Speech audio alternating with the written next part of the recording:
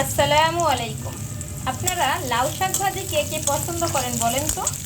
আপনাদের ভাইয়া কিন্তু একেবারেই পছন্দ করে না, কিন্তু লাউ শাক ভাজিটা আমার কিন্তু মোটামুটি ভালো লাগে, কারণ ঢাকায় আসার পরে কিন্তু আমি লাউ শাক ভাজিটা খাওয়া শিখছি। তো আগের দিন আপনার ভাইয়াকে লাউ শাক রান্না করে খাওয়াইছিলাম, আজকে আমি আমার জন্য ভাজি করতেছি। তো আমার কাছে কিন্তু অনেক ভালো লাগে। তো এই যে হচ্ছে পেঁয়াজ এবং রসুন কুচি নেড়ে চেড়ে বাদামি কালার করে নিছি। এবার হচ্ছে লাউ শাকগুলো আগে থেকে সেদ্ধ করে রাখা দিয়ে দিব। এইভাবে কিন্তু লাউ শাক ভাজি করলে অনেক অনেক বেশি মজা হয়।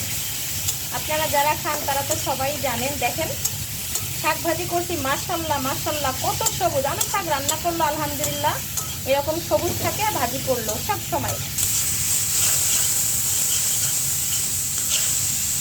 তো সবাই কমেন্ট করে জানাবেন আমার লাউ শাক ভাজিটা কেমন হইলো। আল্লাহ হাফেজ।